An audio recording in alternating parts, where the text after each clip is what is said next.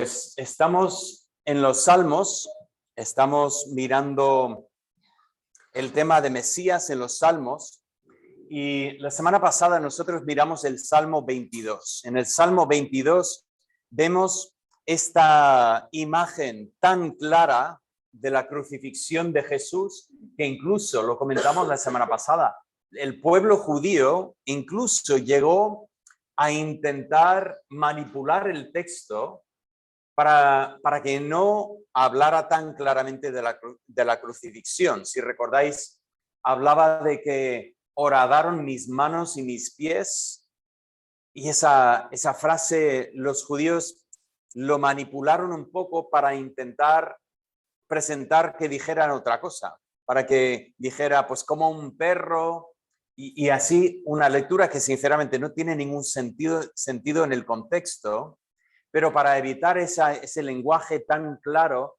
de que pusieron clavos en sus manos y sus pies. Y vimos como cuando Cristo, colgado en la cruz, clama, Dios mío, ¿por qué me has abandonado? Parecía que estaba diciendo, estoy abandonado por Dios, pero realmente estaba señalando la atención al Salmo 22 y realmente eso nos permite comprender mucho más claramente qué estaba ocurriendo aquella tarde en la cruz. Cristo estaba confiando completamente y perfectamente en la voluntad de su Padre mientras sufría en la cruz por los pecados de la humanidad.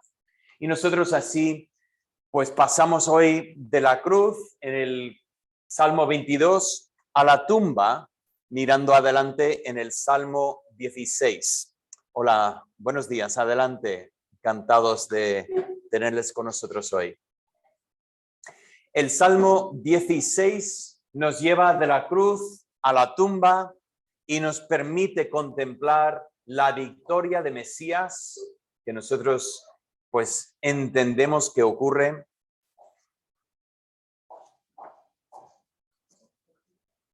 Se escucha flojito. Pues eso es un problema.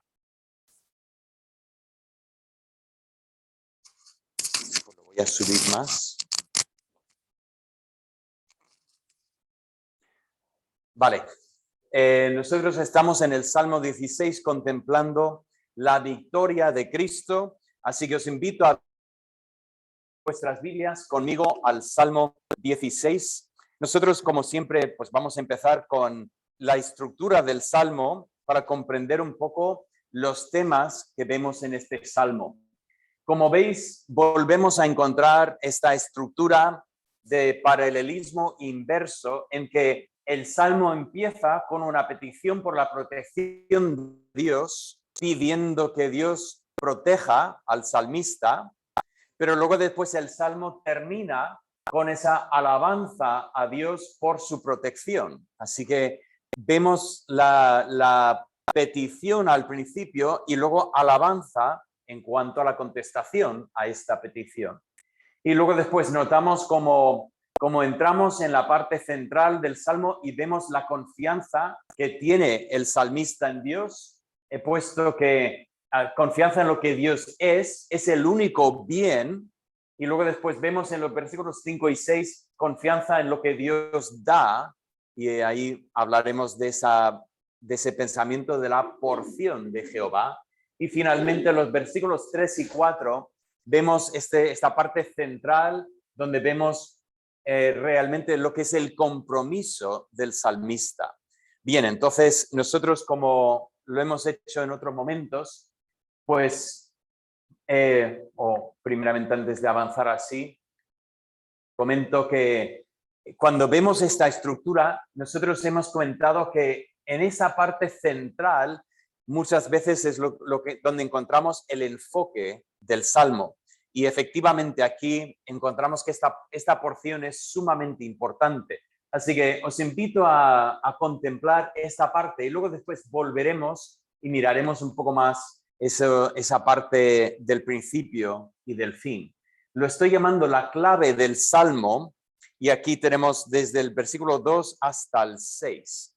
Es la clave del Salmo porque si no comprendemos lo que pasa en esta parte, realmente no podemos comprender lo que es el mensaje completo del Salmo. Dice así el versículo 2. Nos empieza con ese pensamiento. Versículo 2 del Salmo 16. Oh alma mía, dijiste a Jehová, tú eres mi Señor, no hay para mí bien fuera de ti. Ahora, este pensamiento, no hay bien fuera de ti. Qué interesante este pensamiento que dice, no hay ningún bien en este universo que no provenga de ti. Este pensamiento es justo lo contrario que quisiera decir Satanás. ¿Recordáis cómo ocurrió la primera tentación en Edén?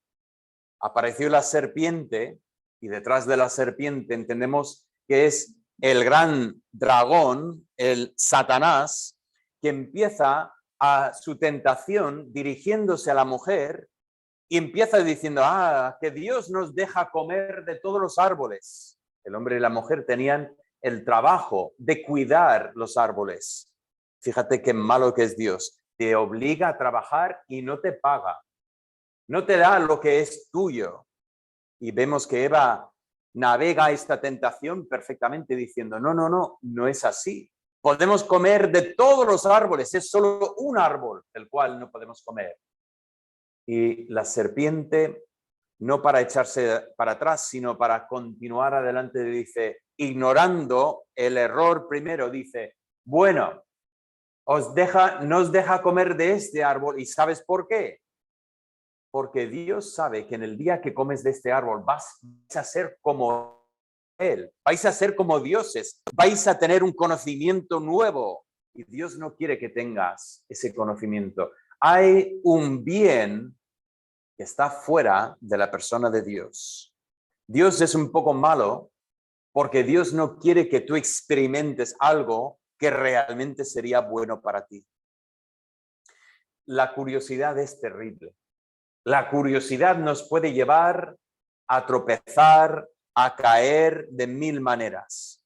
Y vemos como la mujer mira otra vez este árbol, lo mira con nuevos ojos pensando, ¿y si es verdad? ¿Y si comer de este árbol efectivamente me da algo que no tengo? Y de repente mirándolo con estos ojos empieza a notar que ese fruto sí que es bonito. Sí que parece que sería bueno para comer. Incluso empieza a imaginar cómo será esa experiencia de tener algo que no he conocido hasta ahora. Y alarga la mano y come, obedeciendo a la tentación de Satanás. Y en ese momento entra el pecado en Eva y ella lleva este fruto a su marido, lo ofrece a su marido y su marido, sabiendo perfectamente de dónde venía este fruto, sabiendo que su esposa, habiendo comido esto, ya estaba separada de Dios y él tenía que decidir con quién me quedo. ¿Me quedo con la que es como yo o me quedo con mi creador? Y Adán corta lazos con Dios y come ese fruto prohibido para mantenerse en contacto con su esposa. Y así nos dice que el pecado entró en el mundo y así el pecado ha pasado a todos nosotros, porque todos hemos pecado. Pero, ¿cuál es la raíz de este pecado? El pensamiento de que hay un bien fuera de la persona de Dios. Hay algo bueno que alguien nos podría dar aparte de Dios. Por eso ese mismo pensamiento está en Santiago cuando dice, amados hermanos míos, dejad de estar engañados. Toda buena dádiva y todo don perfecto desciende de lo alto. Lo que está diciendo es, dejad de estar engañados. Porque Satanás quisiera seguir haciéndonos pensar que hay buenas dádivas, dones perfectos que provienen de su mano. Satanás nos puede dar un tiempo de diversión, nos puede hacer una vida que realmente merece la pena vivir. Satanás nos podría llenar con propósito. Si abandonamos el camino de Dios, y nos damos rienda suelta a lo que son las pasiones de la carne, Satanás quisiera hacernos pensar que es un bien que no proviene de Dios. Pero no tenemos que mirar mucho para escuchar el testimonio de los que han seguido este camino y qué nos dicen. Es un camino vacío. Es un camino que el gozo del pecado, incluso la Biblia reconoce que el pecado trae gozo, pero es un gozo temporal, es un gozo que rápidamente se reemplaza con lo que es la pena, con lo que es el remordimiento, con la conciencia, y sin embargo Dios nos ofrece el bien, pero un bien realmente precioso, un bien que realmente no después, no hay remordimientos, no hay ojalá que no hubiera hecho, realmente un bien que llena a la persona. Y por lo tanto empieza el salmista con este pensamiento. Lo he puesto en términos así. ¿Hemos cambiado algo? ¿Sabes qué? Después de meses se me ha acabado la batería.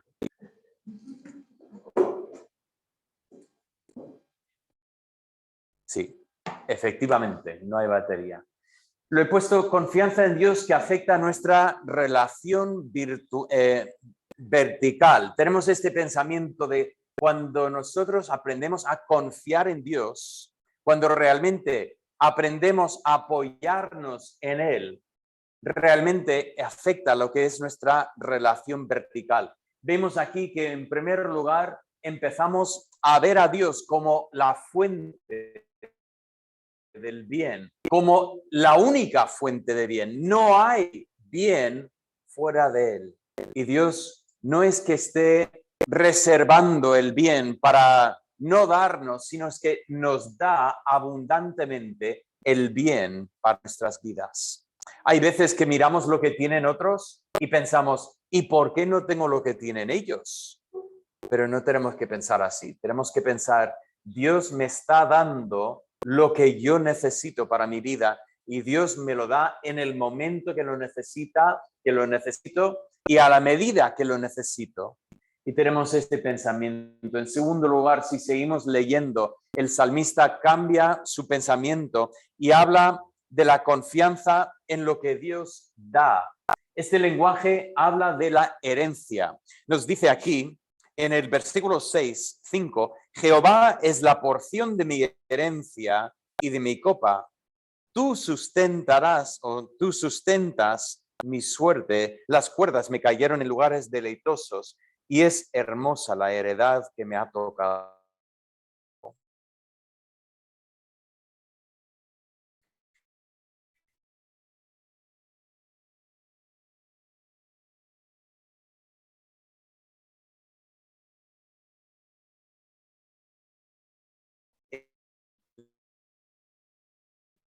Salieron de las casas que hicieron el desierto a cantar.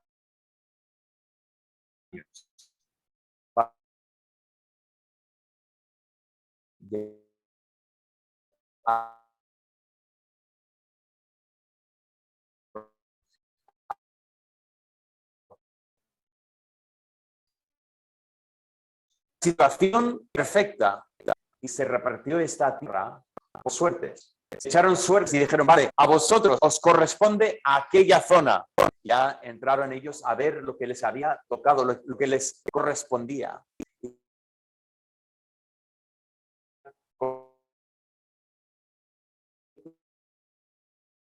El lo pone en el mismo lenguaje y dice, Dios tiene ciudades, campos, casas, sino lo que es el plan de Dios para mí, lo que Dios me da. Dios es el bien y Dios da el bien. Y aquí el salmista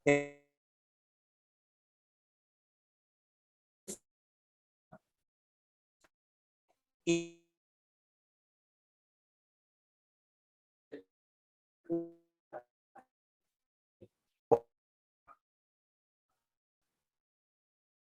11 tribus de Israel. ¿Y qué pasó con la tribu número 12? La tribu de los levitas. Dios dijo, no, vosotros no vais a tener vais a estar repartidos entre todas las tribus. Y sí, tuvieron sus ciudades dentro de todas las tribus, pero Dios quería que sus sacerdotes estuvieran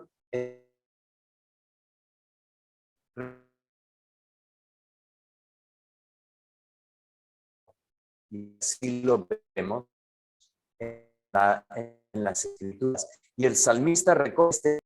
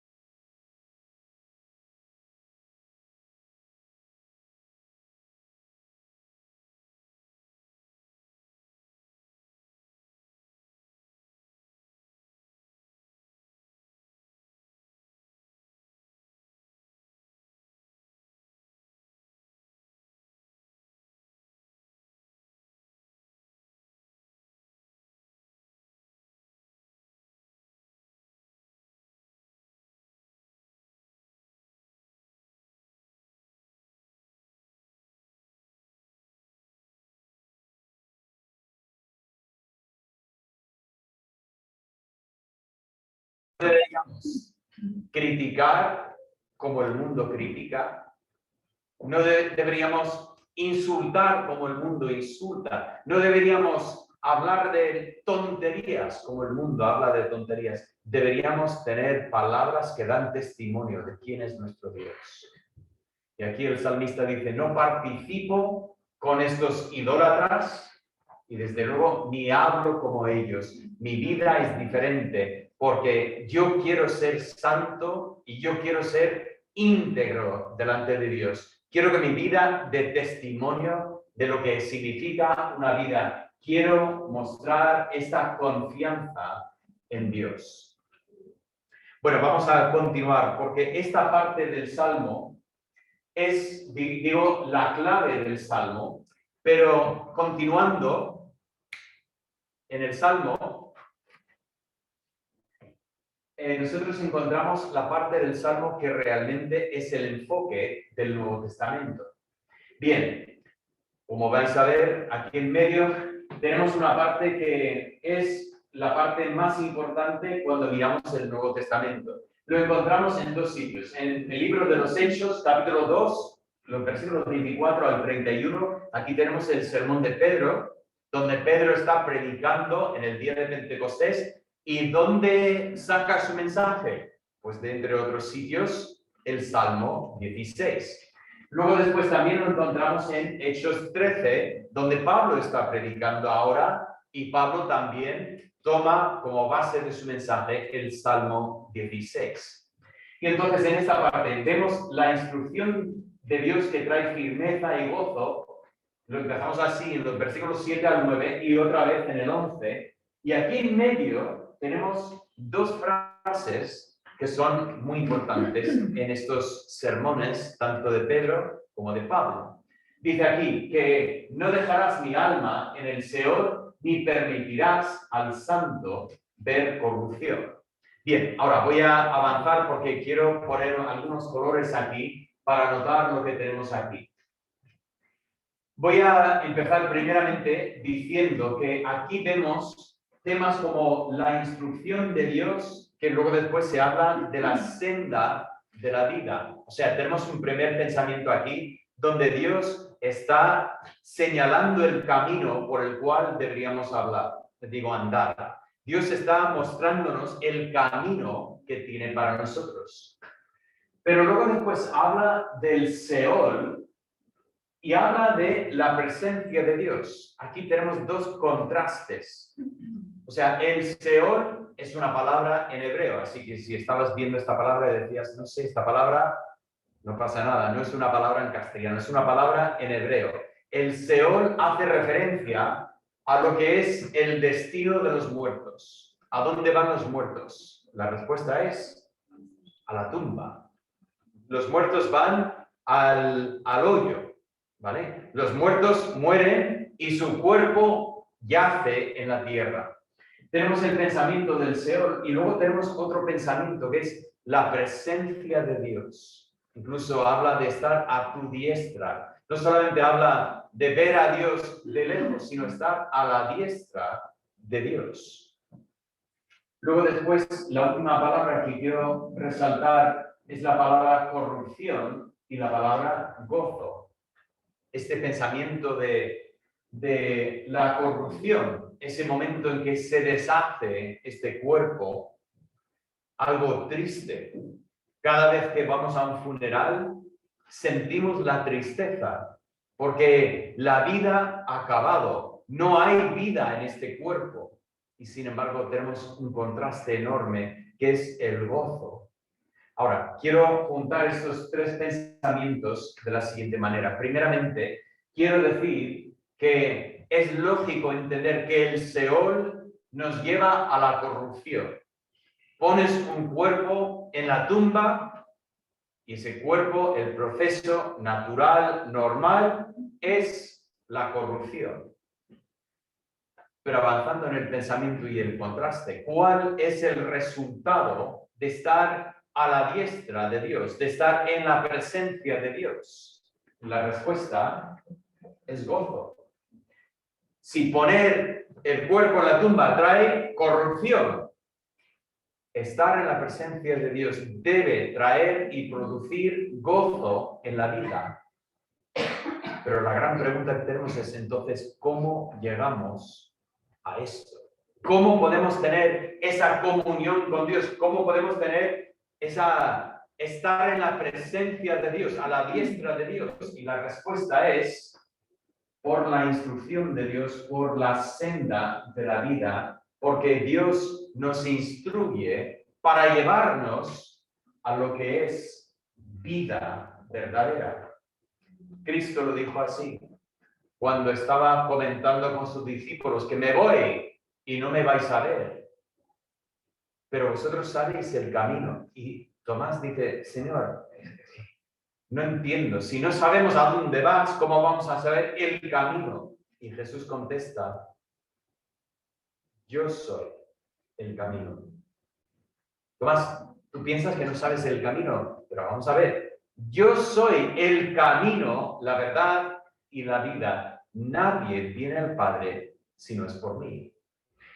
Si tú me conoces a mí, tú conoces el camino, porque yo soy el único camino que lleva al ser humano al Padre. Vivimos en un mundo que nos quiere decir que hay muchos caminos a Dios. No importa. Realmente lo único que importa es que seas sincero. Pero todos los caminos nos llevan a la misma cima. O sea, es una montaña y da igual si subes por este lado o subes por aquel lado, todos los caminos llegan al mismo sitio. Esta es una mentira que creo que Satanás ha inventado y lleva siglos y siglos y siglos diseminando. ¿Por qué? Porque quiere que la gente crea que así es la verdad. Que da igual si eres budista o hindú o cristiano o lo que sea. Siempre y cuando seas una persona sincera, vas a llegar al mismo sitio. Esa realidad que nos predican contradice completamente lo que decía Cristo. Dice, Dios tiene un camino, la senda de la vida, y esta senda es Cristo. Así que entramos en este pensamiento y empezamos a entender que se habla aquí del Seol y la corrupción, pero se habla también de lo que es la presencia de Dios y ese gozo, y Dios es el que muestra el camino que lleva en una dirección para quitar la otra dirección. Pero cuando digo todo esto, estoy ignorando por un momento lo que está pasando en esta parte del Salmo. Bien, en ese Salmo lo que estamos viendo es, en primer plano, estamos viendo a David, el rey David. Entonces pongo aquí al rey David y vemos que cuando David escribe estas palabras, realmente David está contemplando lo que sería un rescate de las dificultades de la vida. Leo estas palabras tal como tendríamos que leerlas para entender a David aquí. Dice, bendice a Jehová que me aconseja. Aún en las noches me enseña mi conciencia. A Jehová he puesto siempre delante de mí, porque está a mi diestra, no seré conmovido. Se alegró por tanto mi corazón, se gozó mi alma. David estaba pasando por momentos difíciles en la vida, y David dice, mira, yo he puesto a Dios en primer lugar, mi confianza está puesta en Dios. Intento no participar con idólatras, ni tomar sus palabras en mi boca, ni hablar como ellos hablan. Más bien estoy intentando seguir a Dios y seguir a otros que están siguiendo a Dios. Y por lo tanto, con esta confianza, mi carne reposará confiadamente, porque no dejarás mi alma en el Seol. Creo que en la boca de David habla de este Seol y habla de la situación que es aparentemente para muerte. Tiene al rey del país con su ejército que está persiguiendo para intentar matar a David. Bueno, si nosotros tuviéramos que apostar, no apostamos, pero si tuviéramos que apostar, apostaríamos que David tiene los días contados. Si el ejército y el rey vienen contra él, pues tarde o temprano lo van a pillar. es que va a morir David. Y sin embargo David dice, yo sé que no me vas a dejar aquí en el Seol, aquí en este lugar que es casi como la muerte misma.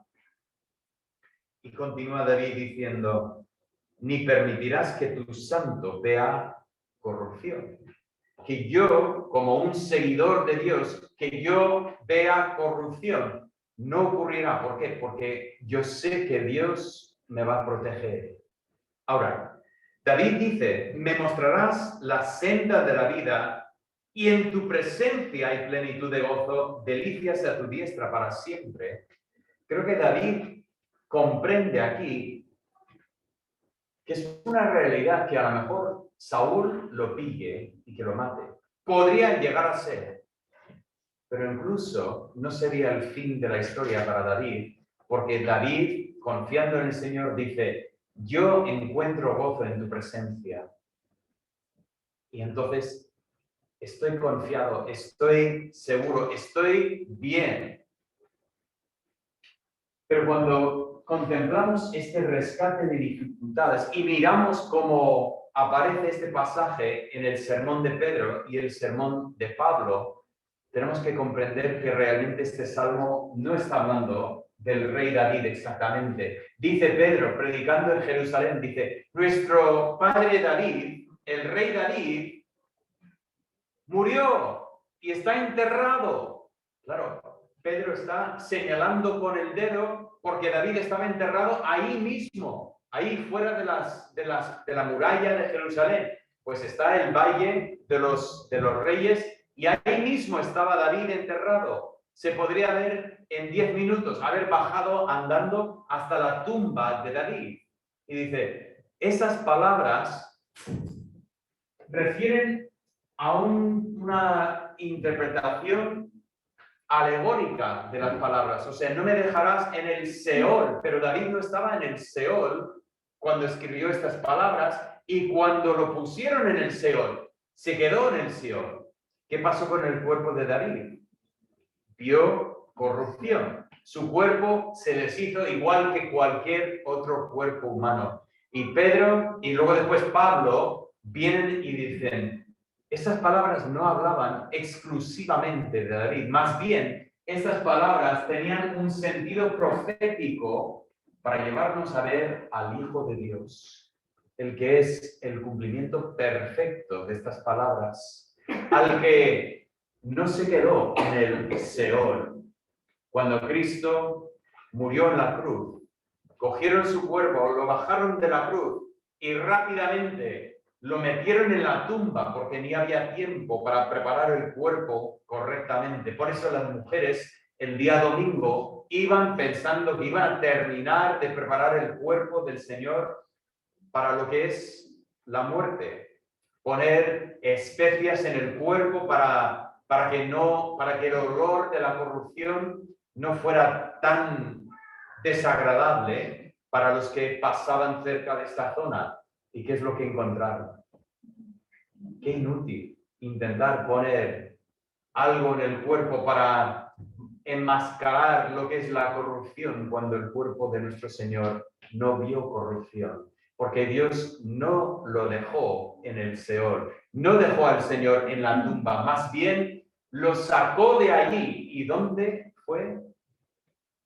A la derecha del Padre. En su presencia hay plenitud de gozo. Las mujeres fueron esta mañana llorando a la tumba y lo que encontraron era una escena de gran alegría, una escena que no podían comprender en el momento, pero solo puedo imaginar la emoción que sintió María cuando, pensando que está hablando con el jardinero, igual, avergonzada por estar llorando así, como una Magdalena, nunca mejor dicho, escondiendo la cara, dice, si tú sabes dónde han puesto a mi Señor, por favor, dime para que yo vaya y traiga su cuerpo. Y Jesús dice, María. Y la manera que dice su nombre, ella vuelve a él, dice, Raboni, mi Señor. Esa emoción que pasó de la tristeza, de las lágrimas, a lo que es el gozo. y que le abraza de tal forma que el Señor tiene que decir, María, María, no me voy todavía. Vete, diles a mis discípulos que estoy aquí, que voy delante de ellos a Galilea. Pero María, no te preocupes, no me tienes que agarrar tan fuerte. Ese pensamiento del gozo que ella experimentó en este momento es una ilustración del gozo de nuestro Señor. Así que en el Salmo 16 vemos una imagen de David y ese rescate, pero lo que tenemos que ver de fondo es la resurrección de victoria de Cristo. Y lo más importante aquí es enlazar esto con lo que dijimos la semana pasada en el Salmo 22. Dios dice ahí que Dios no menospreció al que sufrió, más bien que Dios lo oyó. Dios escuchó su oración. Esa oración no era la oración para decir, sea lo que sea, yo no quiero morir. Esa no es la oración, no fue la oración de Jesús. Si bien es verdad que Jesús oró en Getsemaní, que si fuera posible que pasara de él esa copa, pero la oración de Jesús es la oración cuando dice, en tus manos encomiendo mi espíritu. Dios oyó esta oración y el Hijo vino a la presencia de Dios a su diestra, volvió a estar en perfecta comunión con el Padre. Tenemos la gran victoria de Cristo cuando Dios dio el sello de aprobación a lo que Jesús había hecho, resucitándolo de entre los muertos con este cuerpo glorificado. Tengo unos pensamientos para terminar hoy. Primeramente, Jesús murió por nosotros y resucitó en victoria sobre la muerte. Esto es el Salmo 22 y el Salmo 16. Pero en su victoria, nosotros podemos tener victoria. Ese es el gran pensamiento, porque nosotros gozamos de vida nueva. Cuando nos bautizamos, estamos dando testimonio de que nosotros hemos sido transformados, hemos sido cambiados, hemos sido limpiados, lavados. Somos criaturas nuevas, no porque hemos pasado por agua. El agua solo representa lo que ha ocurrido, sino que nosotros somos personas nuevas porque hemos puesto nuestra fe en Cristo y Cristo nos ha transformado, nos ha dado el derecho de ser llamados hijos de Dios. Somos nuevos. Y entonces, en la resurrección de Cristo, nosotros tenemos un mensaje de nuestra victoria. Pablo dice, ¿por qué seguimos obedientes al pecado? Nosotros no tenemos que pecar. Ya no somos esclavos del pecado. Nosotros somos libres y somos ahora esclavos de Cristo. Nosotros pertenecemos a Cristo. Hay victoria sobre el pecado. Dices, David, no sabes los pecados que yo tengo. Yo no puedo ganar la victoria. Y no te digo que no. Tú no puedes ganar la victoria. Pero si tienes al Espíritu Santo en tu corazón, el Espíritu Santo sí puede ganar la victoria por ti. Y puedes empezar a notar esa victoria de Dios en tu vida, en que tu vida es transformada más y más y más a la imagen de Cristo. Esto es el mensaje de la resurrección. Pero no solamente tenemos esto, sino también vemos que Jesús es nuestro ejemplo perfecto de lo que es la confianza. Este salmo, todo el tema del salmo es el tema de la confianza. Empieza, guárdame Dios, porque en ti he confiado. Aprender a confiar en Dios completamente.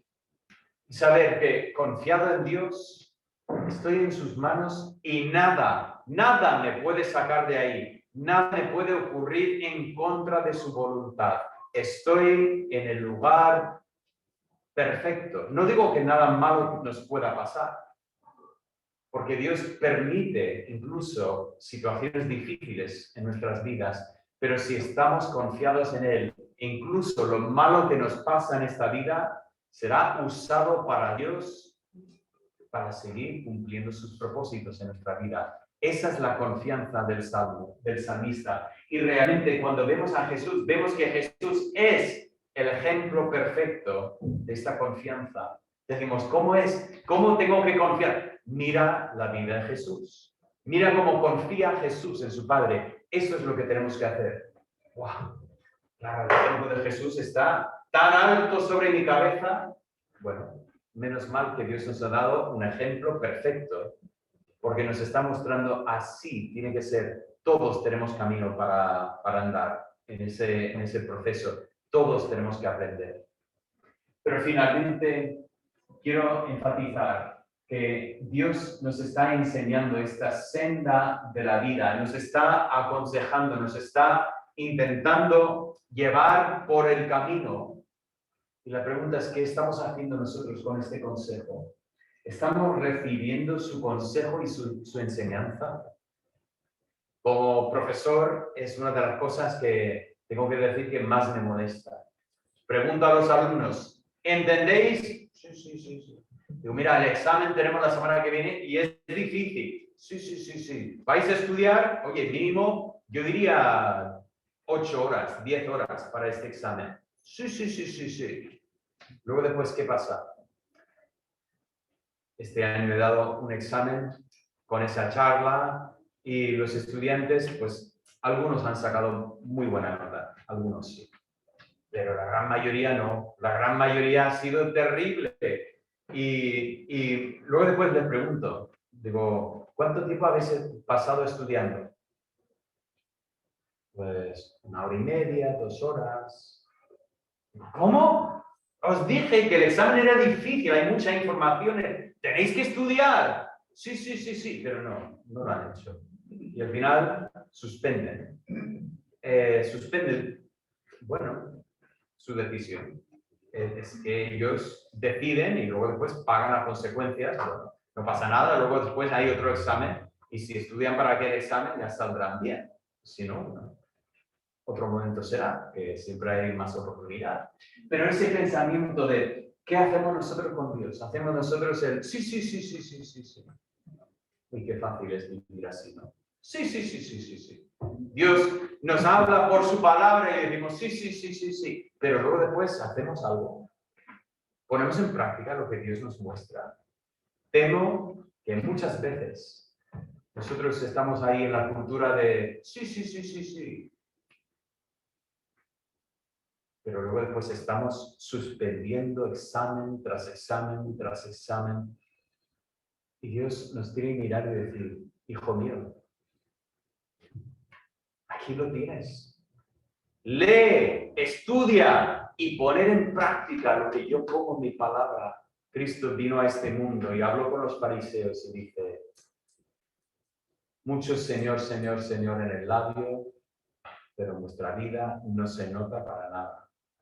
¿Qué sirve decir, Señor, Señor, si es que no haces mi voluntad? Pero luego después hay una conexión entre la confianza y el gozo. Y lo voy a decir en estas palabras. La perfecta confianza produce gran gozo en la vida.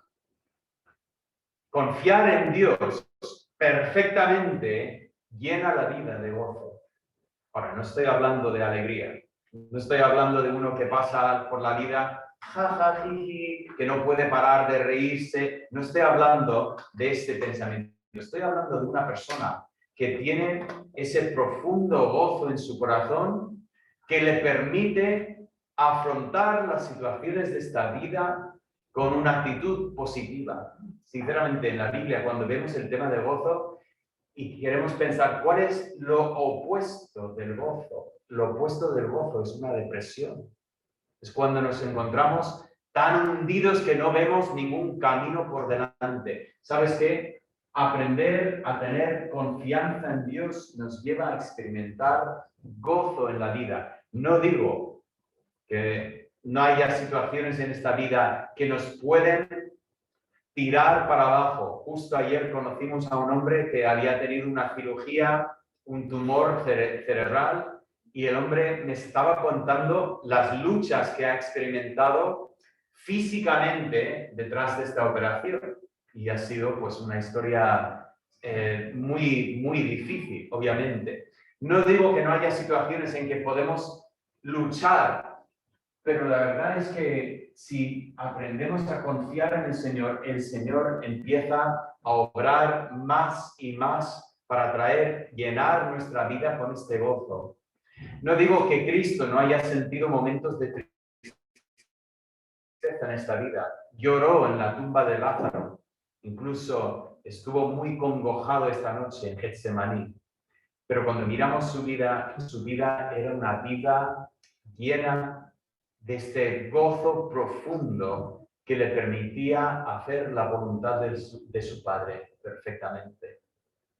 Y entonces leo este salmo y veo a la persona del Señor Jesucristo, resucitado en victoria sobre la tumba. Su cuerpo no se quedó en el Seol, sino que salió victorioso sobre la muerte.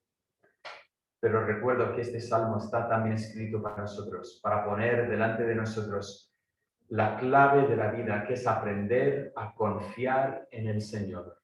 Y qué bonito es para nosotros aprender a confiar en el Señor y experimentar el gozo a su diestra, en la presencia de Dios, ahora sabiendo que tenemos comunión con Él y también sabiendo que un día estaremos con Él. Padre Santo, yo te doy gracias por este salmo y el mensaje que encontramos en él. Y Padre, yo no confío perfectamente en ti, lo confieso, pero quiero confiar más en ti. He confiado en Cristo como mi Salvador, eso sí, y sé que he recibido de ti ese don del Espíritu Santo, no solamente el perdón de pecados, sino esta relación real contigo. Gracias, Padre, por esa misericordia que me has mostrado. Pero pido, Señor, que sigas obrando en mí para que yo confíe más y más en ti. Y pido, Padre, que llenes mi vida con este gozo. El gozo de conocerte, el gozo de saber que estamos siguiendo en tus caminos, el gozo de saber lo que nos queda por delante, un día de estar en tu presencia.